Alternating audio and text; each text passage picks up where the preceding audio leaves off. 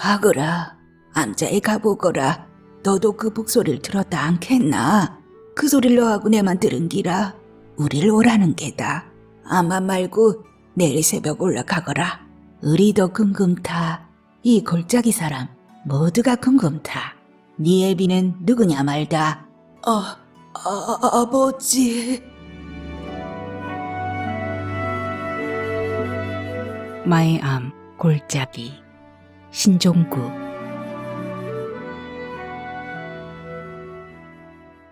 측백 잎들이 무더기로 썩어 무너진 그 독한 재앙이 가득한 검은 숲, 그리고 그 그늘막 아래로 미동도 소리도 없이 누워있는 저수지. 명수는 형이 방금 몸을 숨긴 제방을 향해 손을 흔들었다. 명수는 형의 손짓이 보이기 전에 혼자 웃으며 물의 망막을 헤치고 저수지로 뛰어들어 곧바로 수직으로 잠수한다. 그리고는 능숙한 손을림으로 물의 중심으로 내려갔다. 형은 여자와 함께 경사진 제방 아래로 사라졌었다. 그러나 명수는 형이 지척에서 몸만 숨기고 여자의 벗은 가슴을 쥐고 있을 것이라는 걸 잘 알고 있었다. 가슴을 쥐고 여자의 입술을 형의 입술로 조금씩 적서 나갈 것이고, 결국 형은 그녀의 입술을 열고 들어갈 것임을. 물속은 캄캄했고 형과 그 여자의 예고된 성행위를 상상만 해도 명수의 가슴은 터질 것만 같았다. 그런 상상이 머리통의 혈관을 부풀게 했고 전율 비슷한 감각이 날카롭게 명수의 등뼈를 훑었다. 순간 호흡이 흩어지면서 명수는 부력을 놓쳤다. 몸이 자신의 의지와는 무관하게 맥없이 옆으로 회전했는데 허벅지 아래로 한 번도 겪지 못한 무시무시한 와루의 쏠림, 텅 빈 수중 공간, 급격히 수온이 떨어진 냉수층을 만났다. 오싹한 한기가 그의 몸을 저수지 바닥으로 끌어내린다. 명수는 막막한 심정으로 물속에서 기립하려 했는데 몸은 요동칠수록 무엇인가 아래에서 잡아당기듯 심연으로 내려갔다. 명수는 순간 터무니없지만 영혼과 같은 안온한 고요를 느꼈다. 그 와중에도 그는 하늘을 향해 얼굴을 들려고 애를 썼는데 반투명의 하늘은 일렁이는 파동으로 그와 작별하듯 이미 빛을 상실하고 있다. 급격히 적막해졌고 명수는 마침내 이렇게 죽는구나 하는 공포가 새로운 피부처럼 그를 뒤덮었다. 그것이 모든 것의 시작이었고 전부였다. 명수가 의식을 되찾아 눈을 떴을 때 그의 형의 여자가 미친 듯이 제방 위를 팔짝팔짝 뛰며 울부짖는 모습을 보았다. 그녀의 소리는 인간의 소리가 아니었다. 명수가 정신을 차려보자 그녀는 산발한 맨발로 긴 제방이 몹시도 뜨거운 듯 거의 굴러가고 있었다. 그 직전 물속에 가라앉는 명수를 발견한 형은 잽싸게 물에 뛰어들어 사력을 다해 동생을 제방으로 밀어 올린 뒤 힘이 바닥나 자신은 다시 물속으로 잠겨버렸다. 여자는 명수를 손 내밀어 끌어올렸으나 정작 자신의 남자에게는 손을 뻗칠 수 없었다. 이미 형은 수면에서 사라지고 없었다. 밤을 도와 불황민들과 구조대가 형의 시신을 끌어올린 것은 자정 무렵이었다. 한 달 뒤 아버지의 시신이 그 저수지 수면 위로 등을 하늘로 한 채 떠올랐다. 아버지는 이틀 낮 이틀 밤 종족이 사라졌었는데 결국 사흘째 낮 형이 익사한 그 저수지에 떠오른 것이다. 아이고고, 내서 잘못 말했다. 손님 미안하구마. 곱게 해서 듣지 말고 너무 오랜 일이라 기억이 없어졌나 했는데 고만 근데 이게 얼마만인가?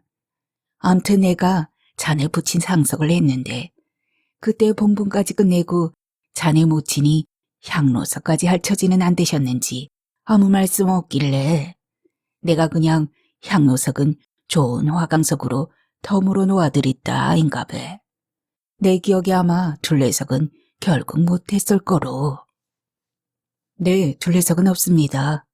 향로석을 덤으로 해주셨다니 고맙습니다. 명수는 말끄러미 노인을 쳐다보며 분위기를 전환했다. 그는 망부석 2개의 크기와 디자인, 소요 경비, 운반 방법, 납품 일시 등에 대해 계약을 끝냈다. 명수는 거듭 잘 부탁드린다는 인사말을 드린 뒤 사무실을 나왔다. 석재성 부자가 마당까지 나와서 그가 차를 몰고 떠날 때까지 기다려 주었다. 멀리 산소리가 텅텅 울린다. 명수는 복잡한 심정으로 차를 몰아 마얌 골짜기를 향했다. 그 절골이 가까워질수록 명수의 얼굴은 어두워졌고 자기가 이번에 고향에 온 이유나 목적이 도대체 무엇인지 종잡을 수 없는 기분이 들었다. 아버지 무덤의 벌초를 위해 노모가 불렀음에도 명수는 고향에서 자신도 모르는 불가해한 시간 속으로 흐르고 있는 기이한 기분에 점점 사로잡혔다. 망주석 설치는 서울에서 내려올 때 조금도 생각하지 못한 일이다. 더구나 석재상 노인으로부터 형의 익사와 아버지의 죽음까지 회역하리라곤 상상조차 못했다. 그때 비록 중2년생이었지만 명수는 형과 아버지 죽음 이후 자기 생이란 이미 죽음의 공간에 던져져 숨만 쉬는 시신일지도 모른다는 기억과 또다시 만난 셈이다. 그 사람은 지 친자식 따라간 거다. 니는 모르는 기가? 우리도 궁금타. 이 골짜기 사람 모두가 궁금타. 니는 누구? 니 애비는 누구냐 말다. 중3 때 통학버스를 놓쳐 밤을 도와 집으로 걸어오던 그 이듬해 어느 날 마을 초입에서 갑자기 만난 노파 하나가 명수를 붙잡고 삿대질을 했다.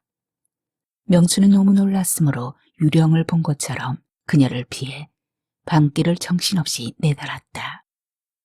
집에 돌아와 모친이 차려준 밥상에 손 하나 댈 수 없었다. 명수는 시름시름 앓았고 모진 신고 끝에 자리에서 이틀 만에 일어났으나 벙어리처럼 말문을 닫았다. 그는 이후 참으로 조용한 학생으로 학교를 열심히 다녔고 서울로 대학 진학이 성공하자 그는 고향 골짜기를 등졌다. 낮의 열기는 맥없이 식었다. 키 큰 교목들이 성큼성큼 차창으로 갑자기 마중하러 달려오듯 확대되었다 뒤로 사라진다.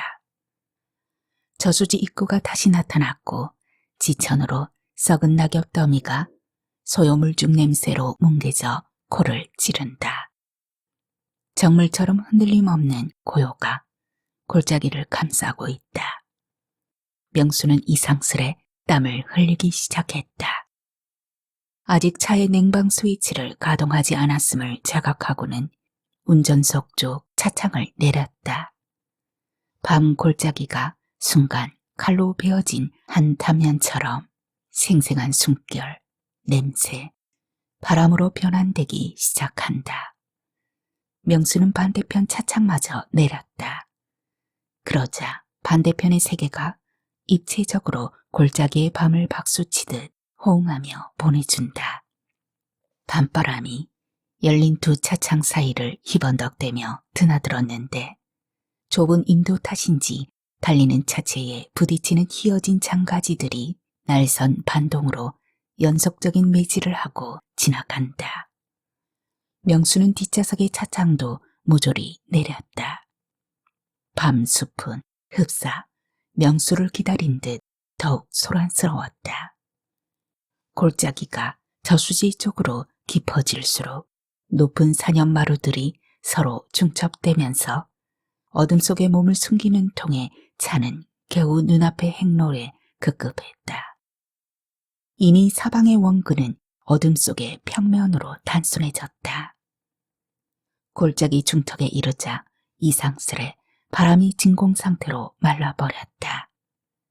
스치는 초목은 무대 위의 소도구 마냥 움직임 하나 없이 침묵 속에 도열해 지나간다.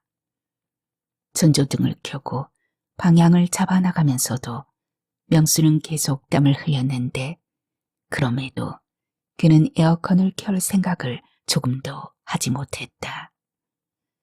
이미 바람은 죽었고 인도의 차바퀴 소리가 진흙길의 습기로 무거워졌다.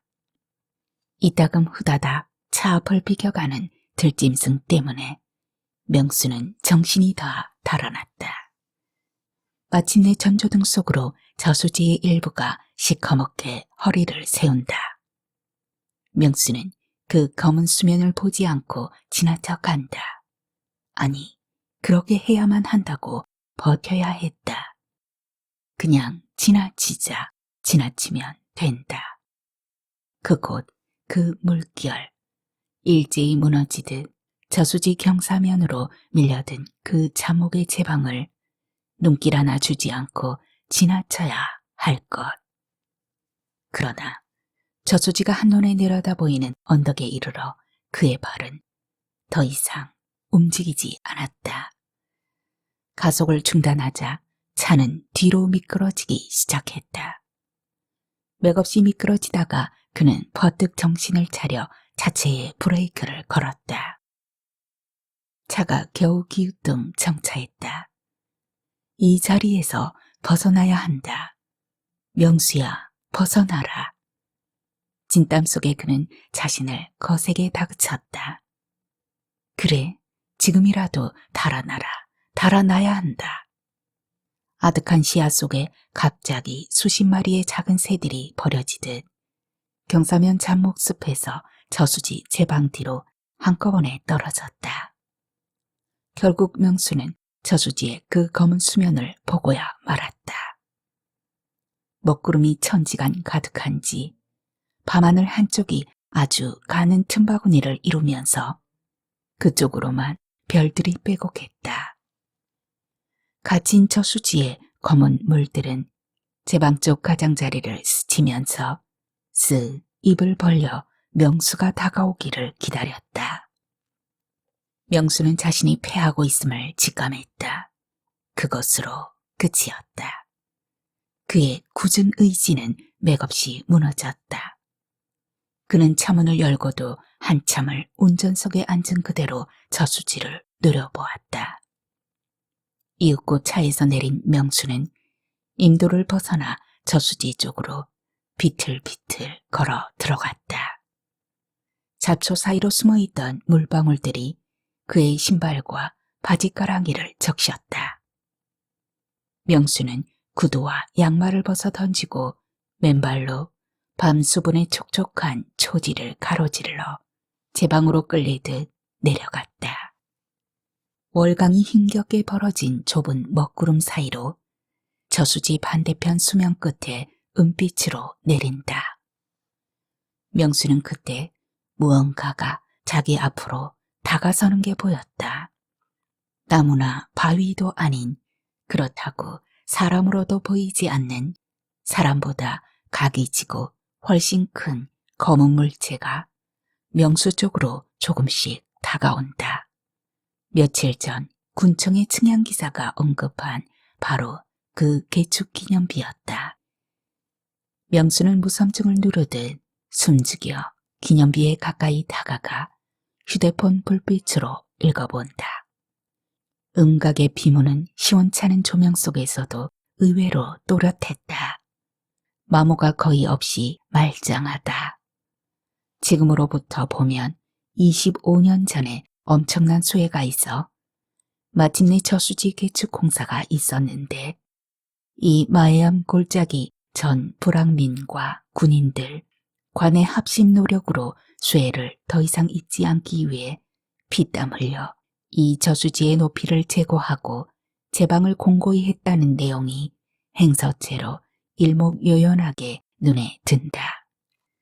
문장의 말미에 마해암 스님 한 분이 미리 그 큰 물난리를 예고하여 마을에 수십 명 인명을 구한 전설 같은 미담도 간략히 부기되어 있었는데 그 스님의 법명은 기록에 빠져 있었다. 마해암 스님 한 분. 명수는 그제서야 마해암에 스님이 있겠구나 하는 생각이 든다. 왜냐면 그는 마해암에 한 번도 가본 적이 없다. 자기 고향 불악 위 아스라이 먼 고봉 절벽에 제비직처럼 붙어있는 암자 하나가 눈에 겨우 보이긴 했다. 어릴 때 마을 아이들은 심심하면 그 암자에 오르곤 했으나 명수는 전혀 움직이지 않았다. 왜 그런지 모치는 그곳에 가면 스님에게 잡혀간다고 명수에게 늘 단속했었다. 비문을 다 읽은 명수는 이상하게 속이 뒤틀렸다. 심사가 꼬였고 급기야 이 기념비가 헐뿐인 껍데기라는 생각에 노여움이 솟구쳤다. 기념비의 그 어느 구석에도 형의 죽음은 기록이 없다. 아버지조차 수장된 저수지임에도 불구하고 그 돌덩이는 저수지를 잘 만들었다는 공치사의 입석에 지나지 않아 그는 이글이글 타는 눈으로 그 기념석을 쏘아보다가 쾅 하고 주먹으로 그 돌판을 쳤다. 형은 어디에 있는가? 내 형을 잡아먹고 아버지를 삼키고도 한마디 부가된 글조차 없다니. 명수는 각진 주먹으로 석비를 가격하기 시작했다. 연속된 세찬 가격의 고통이 명수의 척추로 대번에 환수된다. 손등이 뒤투성이가 되자 명수는 돌을 집어들어 그 비문을 쾅쾅 내려쳤다. 어두운 저수지 어딘가 그 텅 빈 공간에서 그 소리는 허기진 울림으로 되돌아왔다. 형은 어디에 있는가? 더구나 한 달 만에 형을 따라 죽은 아버지를 생각하자니 가슴이 콱 막힌다. 아버지는 자진해서 형을 따라 이 물속으로 걸어 들어갔다. 명수는 그 사람이 바로 자신의 아버지였기를 얼마나 소망했는지 모른다. 중3 때 밤 귀갓길에서 너는 도대체 누구냐고 자신을 위협했던 남모를 노파를 만난 뒤로 명수는 스스로 아버지를 지워나갔다.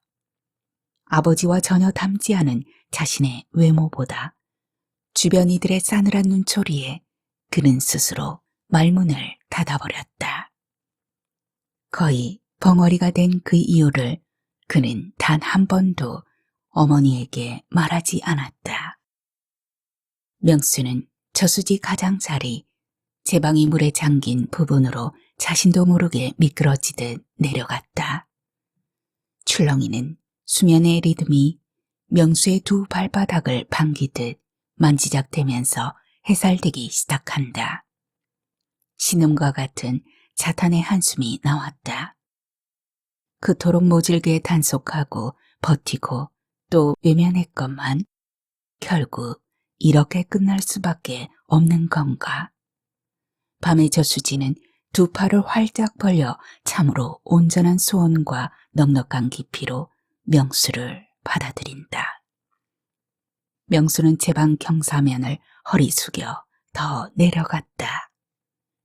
찰랑대는 수면이 발바닥과 복숭아뼈를 지나 종아리와 허벅지에 이르자 대번에 허리를 세워 그를 능숙하게 품고 들어간다. 그 일이 순조롭자 검은 물은 그의 가슴과 머리통을 대번에 삼켰다. 명수는 저수지 중심부로 끌려 들어가면서 고요히 눈을 감았다. 이것으로 끝이다. 명수는 유일하게 남은 자신의 온전한 일에 헌신했다. 희미해지는 의식으로 남아 명수의 머릿속으로 모래가 뿌려지듯 단속적인 생각의 파편들이 명멸했다. 저수지가 자신을 진심으로 받아주는 듯 너무도 고요하여 물속의 지극한 어둠이 그토록 공포스럽진 않았다. 오히려 자신이 관조될 만큼 명수는 편안했다. 이때까지의 망설임이 삽시간에 녹아든다. 명수는 의도하진 않았으나 양팔을 T자로 벌린 채 기포를 몇 번 자신도 모르게 뿜으면서 쭉 하강했다. 무엇이 먼저였을까? 문득 어디선가 소리가 들렸다. 빛이 내려왔던가? 한참 가라앉던 그의 주위가 갑자기 환하게 밝아졌다. 동시에 짜부라지던 명수의 허파가 그의 목적된 정신에 저항하여 미친 듯 부풀기 시작했다. 양 귀는 이미 무서운 수압으로 다친 지 오래였으나 계속 귓전으로 둔중한 타악기 소리가 일률적인 높이와 속도로 들려왔다. 눈을 뜨자 환각인지 빛의 기둥이 그를 감싸고 있었고 수장되던 그의 몸은 거꾸로 상승의 몸짓을 보이기 시작했다. 물속이 지천으로 밝아서 명수는 자신도 모르게 그 빛과 소리의 방향으로 두 손을 벌새의 날개짓 마냥 맹렬히 놀리며 몸부림쳤다. 그는 거의 맹목적으로 전신을 위로 솟구쳤는데 그건 살아야겠다는 의지와는 무관했다. 그는 소리와 빛 쪽으로 그저 맹렬히 손과 발로 물을 긁었고 그런 비장한 움직임이 마침내 수면 위로 그를 퉁겨 올렸다. 수면에 떠오르자 그의 폐는 죽어가는 호흡을 위해 미친 듯 팽창했다. 다행히 물을 많이 먹지는 않은 듯 정신이 되살아왔다. 하늘을 대하자 별들이 쏴하고 쏟아진다. 먼 북소리가 어릴 때부터 들어왔던 마애한 북소리가 둥둥둥둥 큰 울림으로 내려오고 있다. 명수는 그 북소리를 분명히 들었다. 그 소리는 물속에서 파동으로 다가왔고 착각이 아님을 알리듯 지금 물 밖에서도 또렷하다. 이윽고 차츰 북소리가 사이어지자 자신의 순번인 것처럼 높은 산정에서 세찬 밤바람이 불어내렸다. 그 바람의 영린처럼 밤숲이 쏴하고 뒤집혔다. 제 방으로 기어나온 명수는 죽은 듯 드러누워 오랫동안 밤을 올려다 보았다. 명수야, 네 밤에 북소리 듣기더나. 내는 들었다. 달포 이상은 없던 북소리가 들렸다 아이가. 들었어요. 좀 전에 그 북소리 들었습니다. 하고 명수는 무거운 몸을 끌고 자기 방으로 들어갔다. 노모는 소리 없이 따라 들어와서는 명수야, 네가 암자에 다녀와야겠구마. 쌀이랑 호박죽을 준비했으니 내일 새벽에 나서거라. 명수는 노모를 바라보았다. 노모는 기력이 죄다 빠져나간 마른 집단 상태로 벽에 등을 기댄 채 허리가 반으로 접혀 있었다. 시주하는 겁니까? 한 번도 안 가본 남자엔 왜요? 그냥 가거라. 노스님 한 사람뿐일디다. 노모는 그 말조차 뱉기 힘이 붙인 듯 가쁘게 숨을 몰아쉬었다. 내일 아침 그냥 서울로 돌아가야겠어요. 꼭 원하신다면 기다렸다가 언젠가 스님이 내려오시면 드리세요. 하고 명수가 자리에서 일어나자 노모가 어디에서 그런 힘이 있었는지 몸을 획하고 날려 그의 발목을 덥석 잡고 쓰러졌다. 가거라. 내일 날이 밝는 대로 암자에 가보거라. 너도 그 북소리를 들었다 않겠나? 그 소리를 너하고 내만 들은 기라. 우릴 오라는 게다. 아무도 그 소리를 못 들었다 않카나. 방금 초당 영감 할매도 내가 가서 물어보이 못 들었다 카더라. 네가 내만 들었으니 그건 분명 우리한테 오라는 소리다. 암만 말고 내일 새벽 올라가거라. 뼈만 남은 물갈퀴 형상의 손으로 아들의 털복숭이 발목을 움켜쥐고 노모가 바들바들 떨었다. 명수는 노모의 생이 거의 끝에 다다랐음을 직감했다. 홀로 정신줄 몇 가닥으로 버텨온 당신의 생명선이 완전히 낡고 발에 이제 툭툭 소리내어 끊어지고 있음을 보았다. 노모는 마애암 아래에 한평생 털을 다지고 살았어도 시주는커녕 암자 근처에도 오른 적이 없다. 그건 명수도 마찬가지다. 명수는 노모를 한참이나 바라다 보았다. 다음 날 새벽, 명수는 백팩에 쌀과 호박죽을 넣어 등에 지고 마애암을 향해 집을 나섰다. 시주만 속히 맞춰지면 귀가 후 밤이 되기 전에 서울에 도착할 수도 있을 것 같았다. 명수는 해가 속기 전에 산길을 서둘렀다. 불악이 발 아래로 깔리고 짙은 산허리의 초목들이 짐승의 털처럼 굽이쳐 흐르는 산마루에 이르자 기다린 듯 해가 쓱 나타났다. 명수는 그때서야 자신이 수통조차 준비하지 않았음을 깨달았다. 시죽거리만 달랑 들고 산을 오르다니 그는 마애암 골짜기를 헤쳐 오르면서 점점 기분이 나빠졌다. 이러고 싶지도 않았고 왜 이 시간에 이런 길을 올라야 하는지 납득이 되지 않았다. 노모는 한평생 종교와 무관했다. 부처는 물론 면소재지에 예배당조차 가본 적이 없는 사람이다. 그런 삶이었으므로 명수도 내세니 천국이니 극락왕생 따위에 감흥이 있을리 만무했다.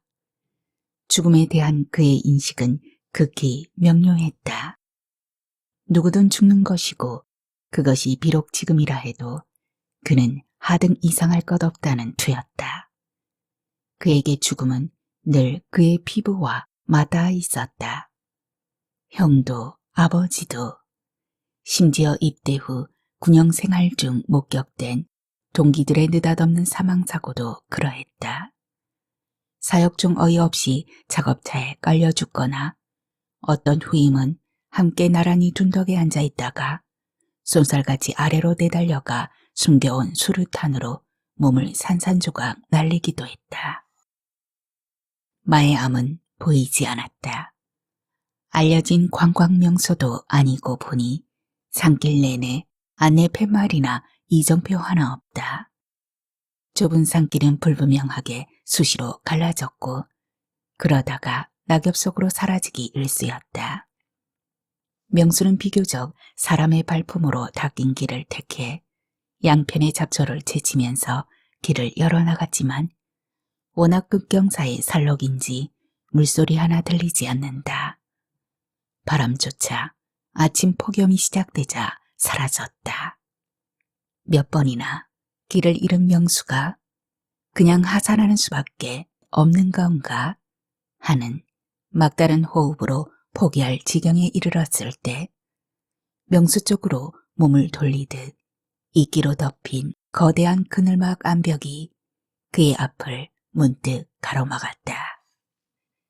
그 바위벽을 가까스로 돌자 정면으로 일광을 맞받아치듯 말짱하게 마른 벽면에 또렷이 양각된 큰 부처 하나가 나타났다. 마애불이었다. 크기는 어른 키 2배 정도였는데 한쪽 어깨에서 늘어뜨려진 가사가 몸의 중심부에 이르러 불분명하게 처리된 채 사라지고 없다. 가부좌를 튼 마애불 정면으로 아침 양광은 자결한다. 명수는 마애불 앞에 서자 자신의 정위치에서 마애불이 그를 내려다보고 있음을 알고 화들짝 놀랐다. 왜냐면 멀리서 마애불을 발견했을 때 부처는 산과 산이 연결된 봉우리들을 무연히 바라보고 있었기 때문이었다. 그게 착각인가 하여 그가 다시 되돌아가 멀리 떨어져 마애불을 보니 예의 부처의 가늘게 열린 시선은 수평선 그대로 산과 하늘이 만나는 그 접점에 가 있다. 그런데 다시 마애불 발 아래로 되돌아가 올려다보니 부처의 시선은 어느새 각을 내려 명수를 보면서 너 참 오랜만이구나 하고 말을 건네는 듯 했다. 그런 마애불의 두 눈은 어쩐지 슬퍼 보였다. 그 슬픈 눈과는 무관하게 입술은 고요한 미소로 조금 벌어져 있다. 명수는 그 부조화가 이상스레 마애불 본래의 얼굴인지 아니면 그간 세월의 풍화로 다소 뭉개진 마모의 결과인지 알 수 없었다. 명수는 얼떨결에 고개를 숙여 감사의 마음으로 합장을 했다. 이제 길을 더 이상 헤매지 않아도 된다. 암자는 지척에 있을 터였다. 암자는 차라리 행랑채에 가까웠다. 마애불 뒤로 돌아가자 무시무시한 탄해 아래 암자 하나가 제비지처럼 달랑 붙어 있었는데 그 모습은 흡사 갑자기 쏟아지는 폭우를 피하기 위해 아주 잠깐 절벽 틈바구니로 몸을 숨긴 초라한 행여승 같았다. 작고 좁은 돌계단을 오르자 손바닥만한 마당이 나타났고 이미 여름볕에 지친 독초에 매캐한 냄새들로 가득했다. 다듬돌만한 법당 대돌에 오르자 갑자기 소슬한 바람이 절벽 모퉁이에서 불어왔다. 딸랑딸랑하고 얇게 비좁은 풍경 소리가 울려 명수는 처마 끝을 올려다보았다. 오려붙인 듯 붉게 녹슨 허접한 양철 조각 몇 개가 종이장처럼 이리저리 나부낀다. 산 고도가 이미 상당하여 암자 아래로 낮은 동산들이 밀려가는 파도 모양으로 달아나고 있다. 여기가 법당이란 말인가? 대돌 위로 올라 조심스레 기둥에 붙은 문을 밀쳤다. 먼지로 곰삭은 듯 단일한 햇빛의 작은 삼존불이 자대 위에 자정해 있었는데 실눈을 하고 앞을 바라보고 있다. 명수는 자대 앞으로 나아가 삼존불에게 합장했다. 시주꾼으로서 그래야 마땅할 것 같았다. 역시 아무도 없다. 인적이라곤 오래전에 끊긴 듯 향로대의 향불도 이미 사위어 타고 남은 채만 곱게 빻은 골분처럼 소복하다. 어둑신한 법당 한쪽으로 법고가 전정에서부터 드리워진 낡은 줄에 달려있다. 명수의 시선이 닿자 법고가 조금 물러서듯 흔들렸다. 착각이었을까? 바람 한 점 없는 법당은 침묵으로 명수의 시선을 감내하듯 보인다. 그 침묵이 너무 기이했으므로 명수는 법고로 다가가 북채를 양손에 나눠쥐고 힘을 뺀 작은 동작으로 두들겨 본다. 북소리가 시작된다. 어쩌면 이 북소리를 듣고 노스님이 나타나 줄지도 모른다는 생각이 들어 명수는 손목 전체로 힘을 주어서 타당 강하게 타격하기 시작했다. 스님이 없다면 산아래 마을의 노모라도 이 북소리를 들을 수 있을지 모른다. 한참을 두들기던 명수는 법당 입구에 뭔가가 나타났음을 알고는 기겁했다. 너무 놀라 북채를 쥔 채 돌아보니 깡마른 늙은 개 한 마리가 그를 나무라듯 낮게 웅얼대면서 명수를 보고 있었다. 명수가 다가가자 개는 더 이상 서 있기 힘든 듯 섬돌 위에 엎드려 버린다. 가죽이 뼈만 덮고 있었다. 그 가죽조차 얇아서 그 갈비뼈는 살이 발겨지고 남은 생선가시처럼 앙상이 돋보인다. 개는 더 이상 뜨고 있는 것조차 힘이 드는지 눈마저 감아버린다. 명수는 이 개가 벌써 여러 날 아무것도 먹은 것이 없음을 알았다. 명수는 서둘러 호박죽통을 열어 개의 면전에 부어준다. 개가 느리나마 반응을 보였다. 눈을 떴는데 백태가 가득한 개의 눈은 이미 실명한 듯 했다. 겨우 창각과 후각만으로 마지막 살아 버티듯 보였다. 앙상한 피부는 성한 데 없이 벗겨지거나 상처 딱지가 덕지덕지 나무 껍질 상태로 붙어있다. 개는 메마른 혀를 내밀고 호박죽을 조금씩 핥아본다. 거의 임종의 표정이다. 명수는 가슴이 저려와 개의 목덜미를 어루만져 주었다. 이미 마애함은 폐사지와 다름 아니다. 명수의 북소리에도 인적은 없고 홀로 남은 개는 거의 굶주려 죽어가고 있다. 이런 절에 노모는 어쩌자고 시주를 보낸 걸까? 호박죽을 아끼듯 느리게 먹는 개를 두고 요사체라도 찾을 요량으로 명수는 자리에서 일어섰다. 법당 뒤편 좁은 골목길 같은 공간이 사람 하나 들어갈 정도로 틈을 보이고 있다.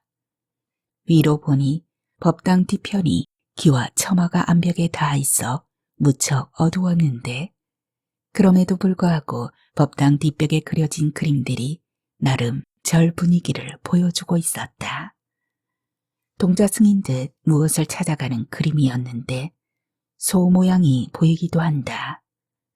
그 낡은 시무도를 살피기엔 너무 뒤안이 어두웠다.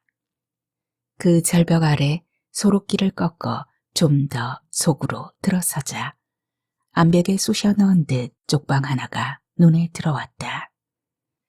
명수가 쪽방을 향하자 어느새 호박죽을 먹던 그 늙고 마른 개가 나타나 자신이 길손을 안내해야 마땅한 듯 비틀비틀 앞장을 선다. 쪽방은 사방이 절벽에 갇힌 채 겨우 부서질 듯 낡았으며 작은 문짝 하나 달랑 달려있다. 누렇게 바랜 문짝의 한지는 바람에 찢어져 이 쪽방이 흉가임을 굳이 숨기지 않는다. 문고리를 당기자 온전한 어둠 속에 잠겼던 그 쪽방은 외부의 빛에 소스라치면서 몸을 사렸다. 겨우 한 사람 운신할 정도의 좁은 단칸방이었는데 이미 인적은 오래전에 끊긴 듯 먼지조차 바싹 말라붙어 내부가 매캐했다. 어둠이 눈에 익자 명수는 점점 자신의 두 눈을 의심했다. 그의 시야에 잡힌 방은 명수의 머리를 번개처럼 쪼개버렸다. 무섬증과는 전혀 다른 처음 겪는 경악으로 명수는 쪽방 한가운데 그대로 얼어붙었다. 자신들의 물건들이 어릴 때 쓰고 버린 물건들이 흡사 유품처럼 그를 기다리고 있다. 덜어는 선반에 올려져 있기도 했고 덜어는 방바닥의 좌탁에 쭉 나열되어 있다. 이미 명수의 기억에도 없는 때에 절고 허접한 장난감들이 줄지어 나타났고 다 헤어진 명수의 운동화 서너 컬레와 버렸던 낡은 러닝, 티셔츠, 심지어 학기가 바뀌어 수거꾼이 가져가도록 마당 한쪽으로 쌓아둔 초등학생 때의 낡은 교과서와 노트들까지 명수와 조우했다. 중학교를 졸업하고 버렸던 동절기 교복이 벽 옷걸이를 감싼 채 걸려 있음을 보고 명수는 입을 다물지 못했다. 그는 굴러 떨어지듯 그 쪽방에서 달아났다. 그 쪽방에 자신의 모든 것이 옛 시간의 갈무리가 다 낡은 유품으로 모여있다. 두 눈에 불꽃이 튀었고 양 관자놀이로 혈관이 부풀어 올라 터질 것만 같았다. 그런 명수를 우울한 눈썹으로 올려다보던 개가 몸을 돌려 어두운 암벽 아래에 풀섭 사이로 사라진다. 명수는 자신도 모르게 구르듯 그 개를 따라 갔다. 그 소록길은 쉼없이 양쪽 절벽에서 떨어지는 물방울들로 질척했고 독충들이 명수의 종아리에 마구 달라붙을 만큼 음습했다. 개는 문득 걸음을 멈추고 종이바닥처럼 허옇게 마른 혀를 내밀어 낙수를 맛본다. 그러다가 흘낏 명수를 올려다본 뒤 생각난 듯 길을 앞장서 내려간다. 길이 기역자로 꺾이자 명수 앞에 조그만 암굴이 컴컴한 입을 벌리고 나타났다.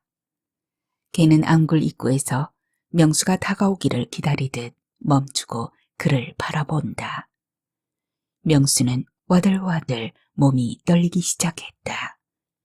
무슨 일이든 저 암굴에 가서는 안 된다는 내부의 격렬한 아우성이 그를 자꾸 뒤흔든다. 명수가 망설이자 걔는 그 자리에 늘 그랬던 것처럼 배를 깔고 거의 바닥 수준으로 납작하게 엎드리고는 조용히 눈을 감았다.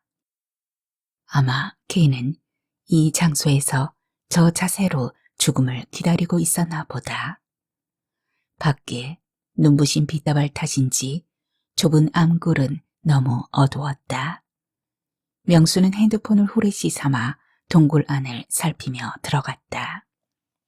동굴 내부는 사람 하나 겨우 설 정도의 높이였지만 폭은 제법 운신을 할 정도의 너비는 보였다. 입구에는 볼품없는 불전함과 향로가 올려진 다탁 외엔 아무것도 없었다.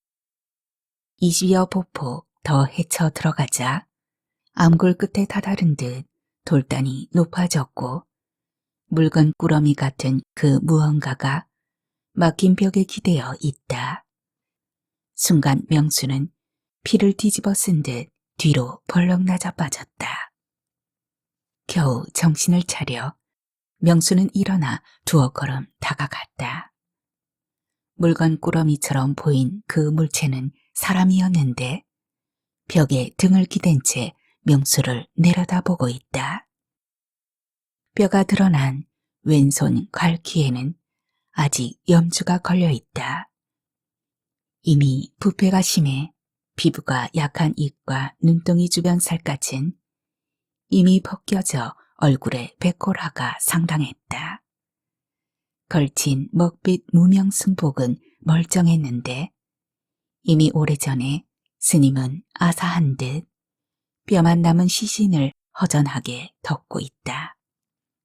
무언가 벌어진 입으로 말을 하고자 하는 죽은 자 얼굴을 유심히 들여다보던 명수는 그 시신의 오른손에 쥐인 다 낡은 사진 한 장을 발견했다. 시신의 백화된 손가락에 쥐인 낡고 바랜 사진 속 사람은 바로 명수였다. 초등학생 명수가 운동회 때 뭔가를 먹으면서 활짝 웃고 있는 얼굴이었는데 멀리서 당겨 찍은 듯 흐렸으나 분명 어린 명수였다. 아버지.